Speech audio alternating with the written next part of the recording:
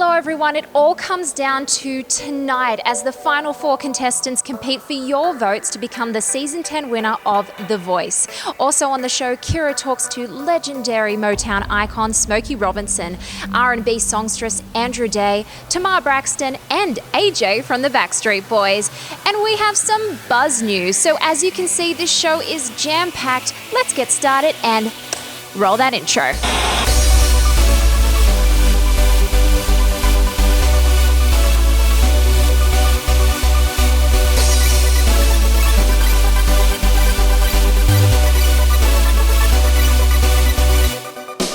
The top 4 are performing right now and soon they'll be back here.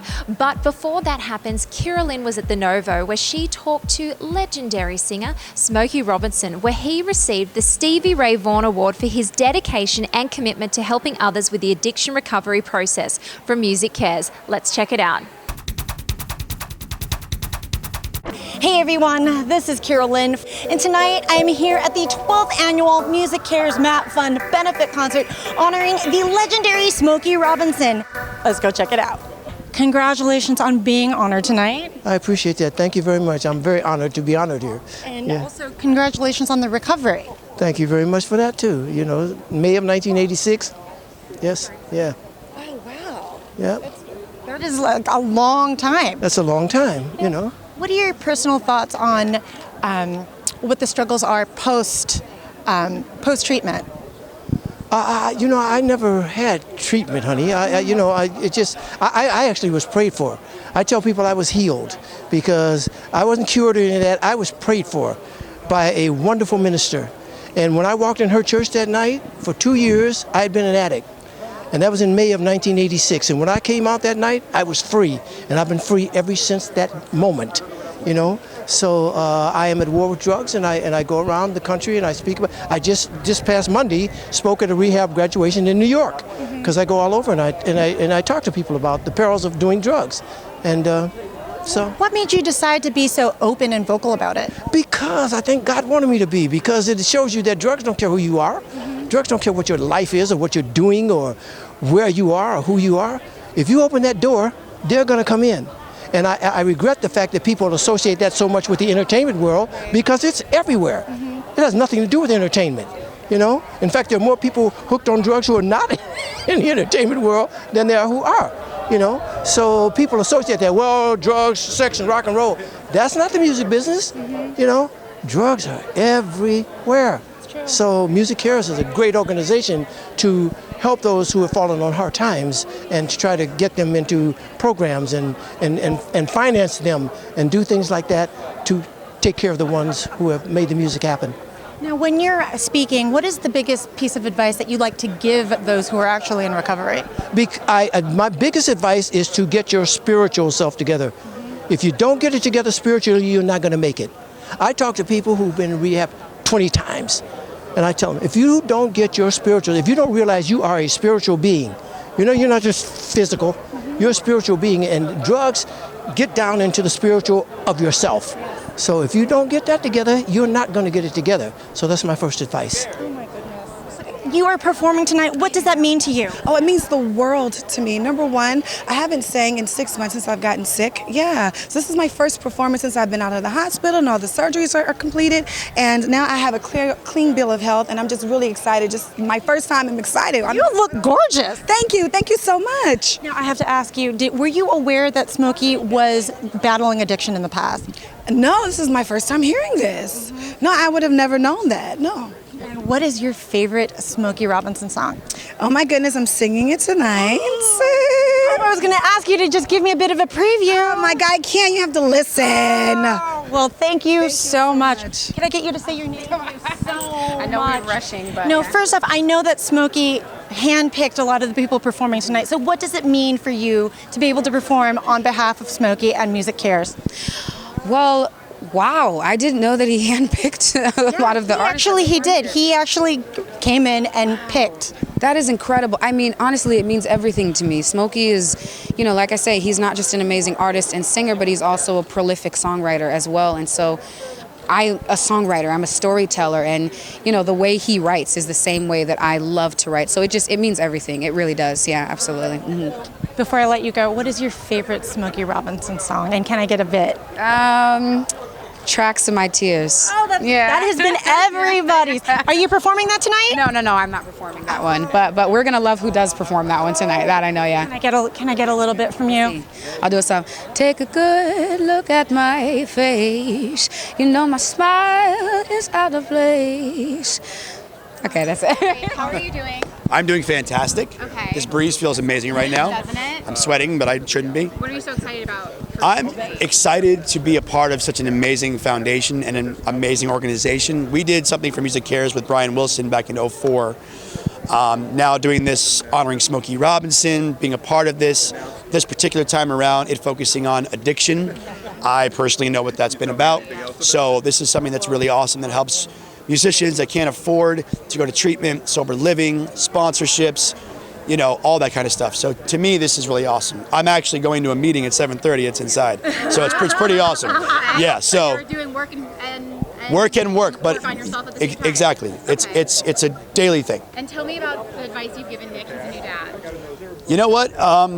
There really is no advice. You just kind of gotta put one foot in front of the other. I mean, I have the only girl, so I'm not dealing with the boy side of things. I mean, kids are kids, but we all knew that he'd be a great father, and his wife's an amazing mother. He's seen us with our kids, so he's kind of seen some of the ways to handle things, but he's going to learn. That's the only way to be a good parent, is to learn by example and learn by making mistakes. And what's the most romantic thing you've done for your wife recently? Well, I surprised her. I could thank the lovely people here that have helped us out with the Grammy Association to give us each a nice, all expenses paid trip to Bali. So I surprised my wife with that last night. She's like, hell yeah! So I'll be taking my wife on a nice vacation. We have not gone on a just couples vacation since we got married. Well, AJ, what is the biggest piece of advice that you would give to somebody who's in post-recovery? In post-recovery, it's a daily process. Get a sponsor, most important. Go to meetings. People think that you don't have to go to meetings to stay sober. When I started thinking that way, that's when I relapsed. So, you just have to do the work. The only way around is through. That's the best advice I was ever given by my sponsor. I live by that daily. You got to go through the ups and downs, the highs and lows. Hopefully, when you relapse, that's not your last end-all be-all, because it is for a lot of people. But, you get back up on the horse and you keep trucking forward. I mean, it is a daily thing. People battle it every day. Regular people, celebrities. So we're all the same. We all bleed the same. We all put our pants on the same. So addiction kills everyone. No one is, specific. And you're getting ready to go on tour this summer?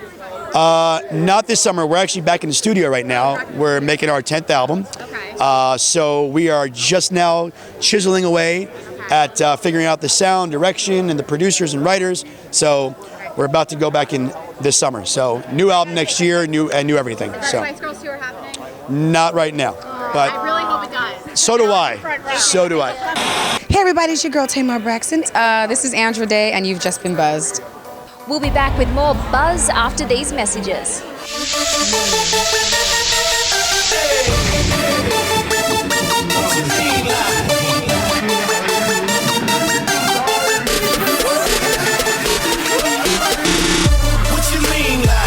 What you lean like? My lean like this, my lean like this.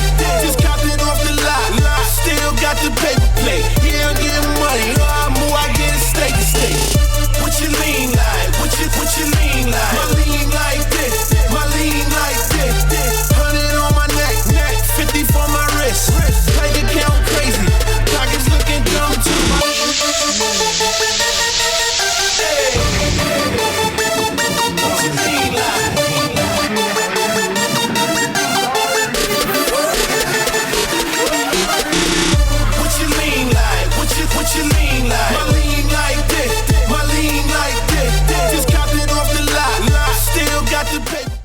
Cash Cash? Well, go to cityloan.com or call 877-553-9071 to borrow $3,000 or more using the equity in your paid-off vehicle. The best part? No credit checks. Your car is your credit with City Loan. Over 99% of City Loan customers are in good standing every month.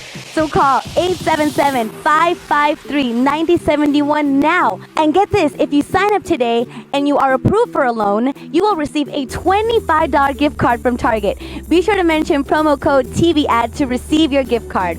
Also, don't forget to like City Loan on Facebook at City Loan Community and follow us on Twitter at City Loan. Now back to the New Music Buzz.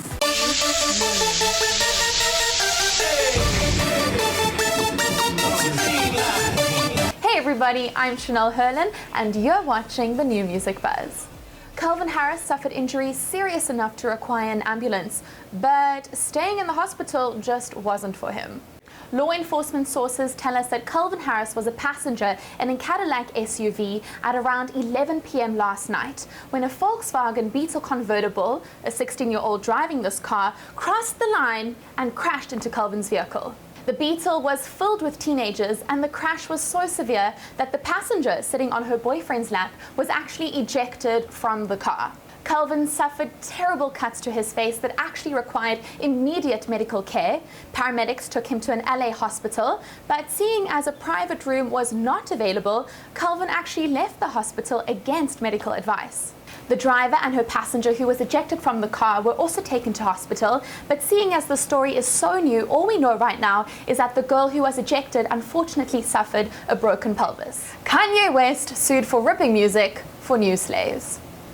According to Hungarian composer Gábor Presa, the last part of Kanye's New Slaves features one of his songs. Presa says right before the song was dropped in 2013, Kanye reached out to him for permission. Gábor agreed, but says only under assumption of a formal agreement was to be written up.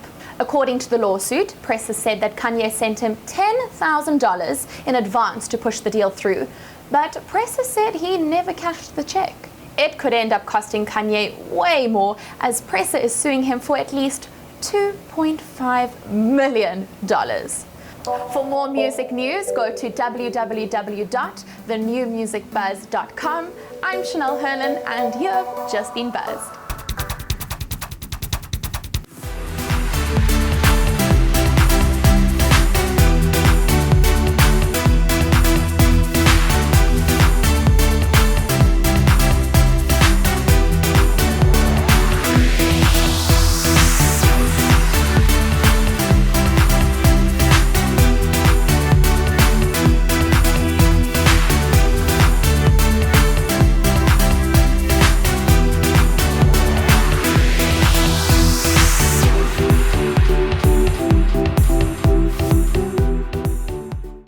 I'm still with Sanders. Todavía estoy con Sanders. I'm still with Bernie Sanders because despite what the media says, this race is not over. Yo estoy con Sanders porque es decente y honesto. Because he's always fought for the average American, higher wages, and the union job. Some are even surprised that he's a politician. ¿Qué más queremos? I'm still with Sanders because he's voted with integrity. He voted against NAFTA. He voted against the war in Iraq. I'm still with Bernie Sanders because corporate welfare has to stop. And he's the only one to stop it. Tax me, but let my taxes go towards healthcare and education, not war. Porque no es comunista. He's for unity. I'm still with Sanders because he's the only candidate that speaks strongly about climate change. He's willing to create 10 million jobs in 100% clean energy industries. He's the only one who opposes fracking, which will ensure clean water and prevent more flints throughout the nation. I'm still with Bernie Sanders. Porque el seguro médico es un derecho humano. His healthcare plan will save taxpayers $500 billion a year. Nos quiere ahorrar $500 billones por año. I'm still with Sanders. Because he has a vision for the country. Because he won't turn his back on me. Él no me va a dar la espalda. Join the movement. Help us win big. Help us win big. Ayúdanos. Because he knows it's not about him. It's about us. Cuando nos unimos juntos, when we stand together, anything's possible.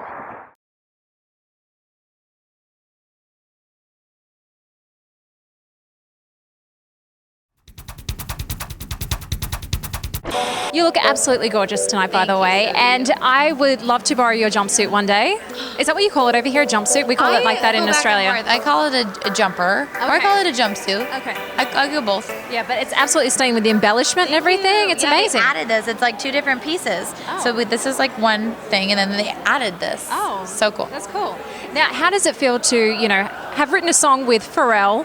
Not many people in the world can say they've done that. I know. I'm putting that on like the top of my resume. Yeah. That was so cool. And it was his idea. That was the weirdest part. He came into rehearsal and goes, I think I have an idea for a song. And I go, no way. He goes, but I don't know if you'll like it. And I go, I probably will like it. He goes, okay, well then let's work on it. And I was like, okay. So then we spent a couple hours in the studio, and it was just like any other thing like he had done. He was just telling me like, listen back to that line. Like, what do you think of it? And I go, I don't really like it. And he'd go, okay, well then try this. And then it was just crazy. Yeah. It was super fun. And do you think the style, that sound, is something you would go for when you record your album? Oh yeah, I think for me, like, tonight was kind of like this overall, just different colors. There are lots of different colors in the songs that I was singing. And I just feel like as an artist, like, if I was to produce an album, I do not want to produce an album that is completely green. Yeah. Like, you want lots of different colors. You want reds and purples and blues and all this stuff. And so I feel like that's way more fun for me, singing all this different different styles of music and kind of incorporating all this different sound. So much more fun. Yeah. And as a listener, you're kind of entertained, the whole time, kind of wondering what's next. And so I think, I don't know, I'd kind of hope my album would kind of sound like a rainbow, just lots of different colors and textures and all that. So I thought tonight was kind of a reflection of like, kind of the direction I want to go is I can sing ballads, I can sing, pop, and even like this, like, I don't know, these like hardcore rock-ish like soul songs. I don't know what you want to call it, but it's, I don't know how I would like to leave the show is kind of trying different things. Yeah. And speaking of the show wrapping up and coming to an end, what are your plans for the future? My plans for the future. Well, short term, eat and sleep. Maybe watch a few movies, and then hopefully, get a jump on continuing writing and working with people for sure. Yeah. Now, I have to ask you, what was it like for the first time performing a song that you've written on a national TV? It's such a fulfilling moment. The most important thing is the song. Yeah. So I've got other songs. What happens a lot when you got a song that you write about, it has to do with your own life. Most of the time, for me, you start out writing a song that's about your own life, and you get to a crossroads at some point in the writing where you can either write a better song or you can write a song that's true. Yeah. And I always just go, all right, well, parts of this are about me and parts of it aren't. So, but that song, honestly, I was laying on a beach. Like when you embellish a story or something, when you add a little extra detail to make it better. It's about the song, so you can't always live a song. So, that song I wrote when I came up with the first 2 lines of it, laying on a beach looking up at the sun.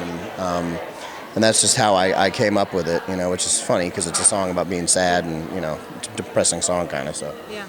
And how does it feel to be here at the grand final? I mean, you've had this big journey coming here. What do you think about when you look back on your time here at The Voice? I'm definitely, a changed person. It's honestly staying in that hotel by yourself for, 6 months.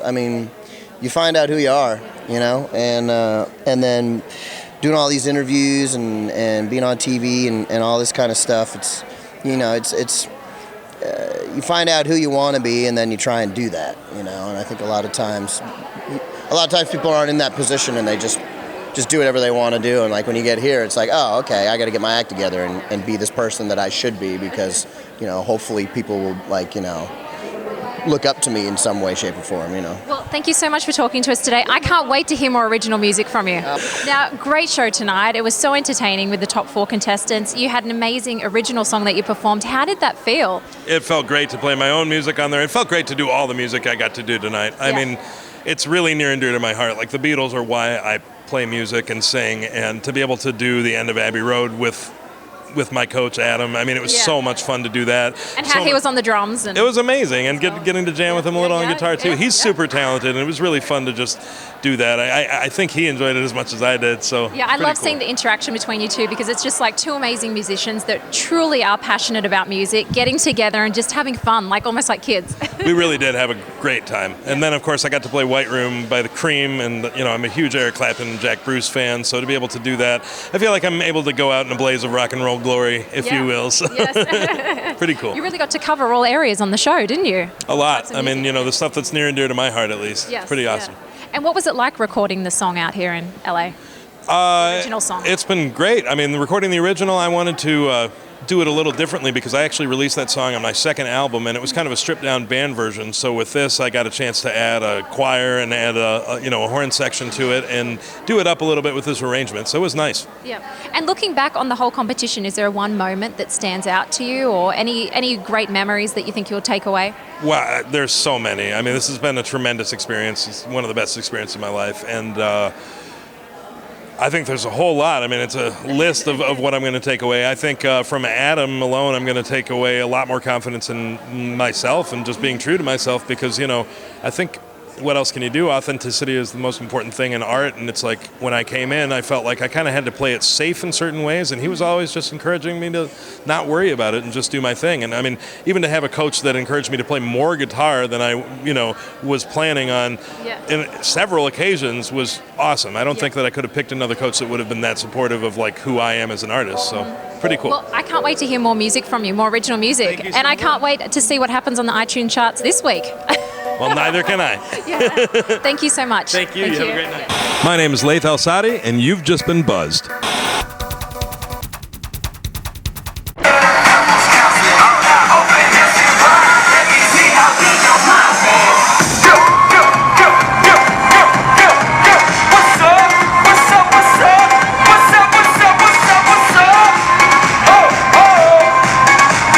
For more music entertainment news, go to www.thenewmusicbuzz.com. Working out is a part of my regular regimen, and I don't engage in a workout without my Monster iSport Bluetooth wireless in-ear headphones. They're the best fitting, best sounding headphones I've ever used. They're the only headphones I use, as they're the best headphones for working out wireless, as they won't fall out, and they sound incredible. iSport in-ear headphones by Monster, the headphones of choice by professional athletes. Work out wireless and train like a monster. I'm on a new level. I'm on a new level. I'm on a new level. Was he talking What? to us? Can we help you? Yeah. What is this, Bubby? What are we doing right now? We're at the press conference. We're at the press conference. Well, we are all the new judges, seeing as we've all got a judge photo. Yes, well, she's the South African judge of the Voice. It's very diverse, this panel. Yes, I work on the Australian Voice. Yes. And I am the Colombian Latin flavor judge. Oh, Dancing girl, judge. yes. Oh, she gets it on. You bring on As you can see, Alison Porter just won Season 10's The Voice. Let's cut to Alison and Christina as they arrive backstage.